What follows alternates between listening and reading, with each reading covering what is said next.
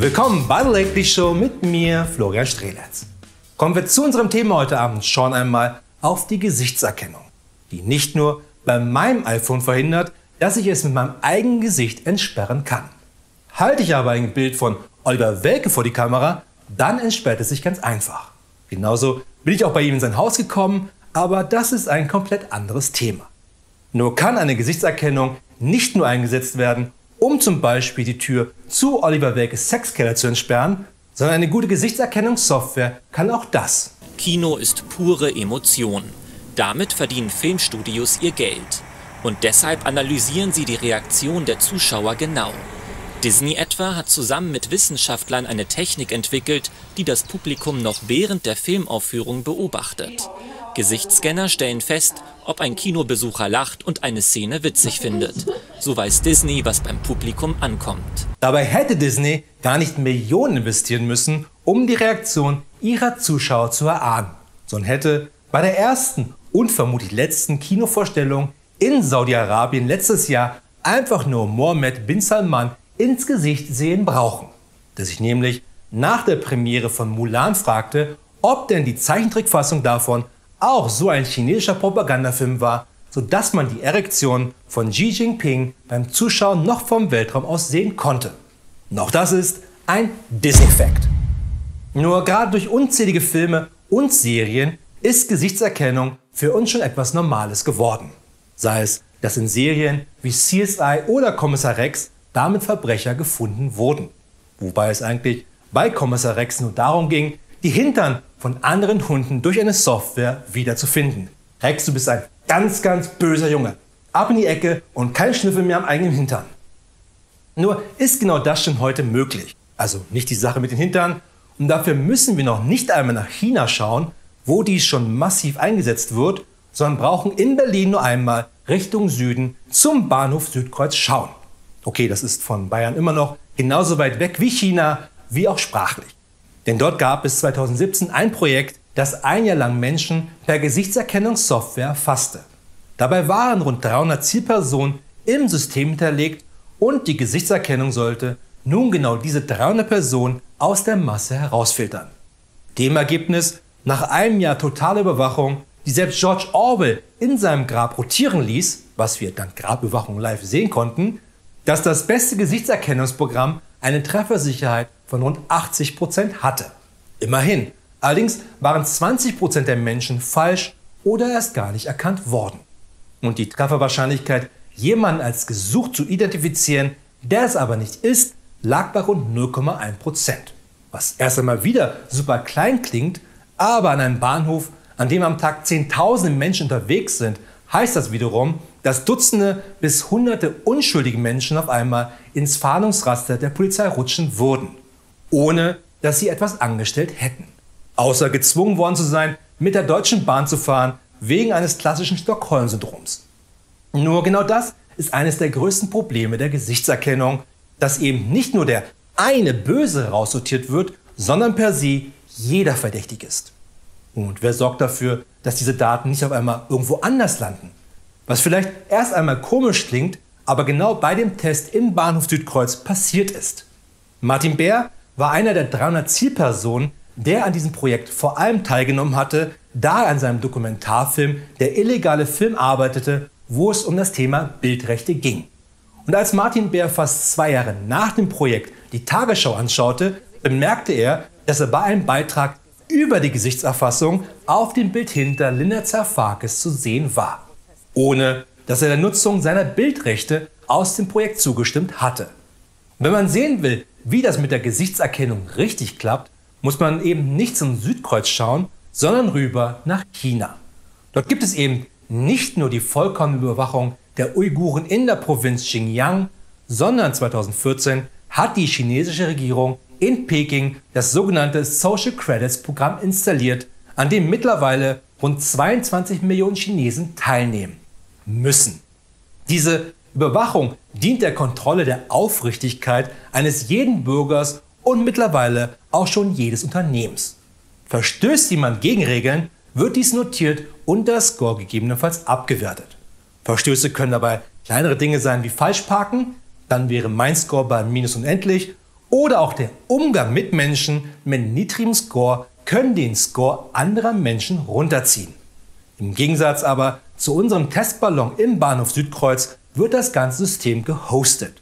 Nicht etwa von einem Server im Keller eines Funktionärs der Kommunistischen Partei, sondern von Alibaba und Huawei.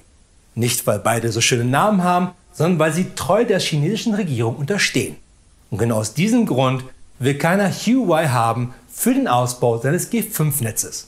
Weil jeder weiß, dass sie eine Hintertür für China einbauen würden. Oder schon haben, wer weiß das schon, höchstens China. Wer aber diesen Aufwand nicht haben will, kann auch hier bei uns Gesichtserkennungssoftware frei im Internet nutzen. Wie das der polnischen Firma PimEyes. Und so funktioniert's. Auf die Webseite von PimEyes gehen, das Foto hochladen. Schon wenige Sekunden später erscheinen Webseiten, Social-Media-Profile, Fotos, die öffentlich im Netz zugänglich sind und die Person zeigen. Und das in den unterschiedlichsten Situationen. Auf diese Weise jemanden zu finden, ist wirklich nicht schwer. Ein Traum für Stalker, die andere bedrängen wollen, Foto aus Tinder ziehen und wissen, wer das ist. Siri, lösche Tinder. Ja, nicht nur vom Handy, sondern auf jeden Server. Verfickte Scheiße. Jetzt nicht wegen Tinder, irgendwo musste ich ja meine 4 Ex-Frauen kennengelernt haben, sondern dass eine Webanwendung, die jeder nutzen kann, alles finden kann, ohne größeren Aufwand. Mittlerweile wurde PimEyes in Europa etwas entschärft. Zum einen, weil Facebook PimEyes verboten hat, die Fotos seiner User abzugreifen. Das darf nur Facebook selber.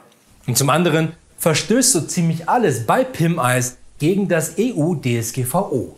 Aber PimEyes ist nur ein Kindergeburtstag gegenüber dem größten Anbieter einer Gesichtserkennungssoftware, nämlich Clearview. Die Vergleichsbilder in der Datenbank hat Clearview etwa aus sozialen Medien wie Facebook abgegriffen. Was öffentlich zugänglich war, wurde automatisiert abgesaugt, ohne Zustimmung der Nutzer, ohne Kontrolle. Clearview verkauft sein Programm bislang offenbar vor allem an staatliche Stellen. Hunderte US-Polizeibehörden sollen die Software schon getestet oder gekauft haben. Diese Frau etwa soll mit Hilfe von Clearview eines Diebstahls überführt worden sein. Die Software glich ihr Fahndungsbild mit der Datenbank ab. So kamen die Ermittler auf ihr Facebook-Profil und konnten sie an ihrem Tattoo endgültig zuordnen. Und dabei hatte ihre Mutter schon einst zu ihr gesagt, dieses Tattoo wird dich eines Tages mal per Gesichtserkennung eines Verbrechens überführen, Nathalie Chantal. Auch jetzt könnten wir wieder sagen, super, denn über 600 Polizeibehörden in den USA und insgesamt über 2400 Polizeibehörden in der Welt nutzen diese Software, dann kann die ja nicht so schlimm sein. Ist sie aber. Denn zum einen hat Clearview einfach sämtliche Fotos und persönliche Daten von fast jedem sozialen Netzwerk einfach abgegriffen und verkauft nun diese gestohlenen Informationen. Und zum anderen wollen wir Verbrecher damit fangen, indem wir selber zu Verbrechern werden? Denn Clearview macht nichts anderes als, weil wir das Bild eines Verdächtigen haben, brechen wir einfach mal bei dessen Eltern, Freunden und Nachbarn ein und gleichen unser Bild mit deren Fotoalben ab. Und manchmal merken wir dabei, ups, total falsche Wohnung. Aber das ist ja nicht schlimm, oder? Das durchgewühlte Unterwäschefach war übrigens schon vorher so. Gegründet wurde Clearview von Huan Ton That, der unter anderem zuvor eine App namens Trump herausbrachte, wo man sich virtuell den toten Pfiffi von Donald Trump auf den Kopf setzen konnte. Oder wie man bei der Höhle der Löwen zu dem Pitch sagen würde, tight. Und danach eine App namens Video herausbrachte, die heimlich Zugriff auf die E-Mail-Konten des Users hatte und dann deren E-Mails online stellte.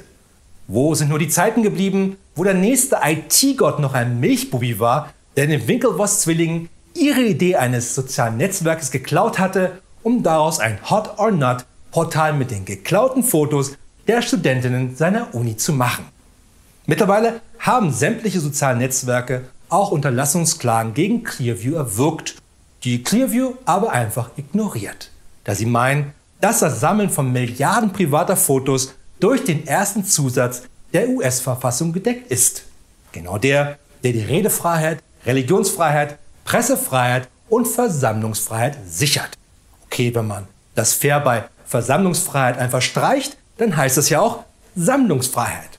Oder wie hat schon ein George Washington gemeint, der im Glück allein ist, ist auch im Unglück allein. Und fremde Fotos von Facebook klauen? Tight, Bro, tight. Der Skandal um Clearview war übrigens auch der Grund für die Meldung in der Tagesschau, wo das Bild von Martin Bär ungefragt genutzt wurde, weswegen wir aktuell in Deutschland nicht massiv auf Gesichtserkennung setzen. So schließt sich der Kreis heute Abend. Zudem haben wir schon so eine gläserne Überwachung wie durch eine Gesichtserkennung, ohne es zu wissen, nämlich mit der Schufa. Jeder von uns hat eine Akte bei der Schufa, die wir einsehen können mit größerem Aufwand, die aber jederzeit jedes Unternehmen einsehen kann, wenn wir mit diesem Geschäfte machen wollen. Ich habe vor Jahren mal meine Schufa-Einträge abgefragt und fast 50% der Dinge, die darin standen, trafen nicht zu. Zudem habe ich noch nie in meinem Leben einen Kredit aufgenommen, trotzdem stand dort ein nicht getilgter Kredit. Was ein Fehler war, aber hätte die Bank nicht interessiert, bei der ich vielleicht mal einen Kredit hätte aufnehmen wollen. Und genau das kann bei einer Gesichtserkennung jederzeit passieren. Denn auch wenn hinter einer jeden Gesichtserkennung eine künstliche Intelligenz steht, ist diese eben nur so intelligent wie ihr Programmierer. Und das könnte jemand sein wie Huanton Thad oder wie Mark Zuckerberg. Und das ist dann keine gute Aussicht, außer man steht darauf, dass einem die eigenen Daten geklaut werden. Gäbe es doch nur dafür ein Gegenmittel. Ach so, Siri, lösche Facebook. Ja, von allen Servern. Das war's wieder von der Show für heute und auch für nächste Woche, da habe ich mal frei. Aber keine Sorge, wir sehen uns davon noch einmal am Freitag wieder mit den Lately News. Bis dahin eine gute Nacht und viel Glück da draußen.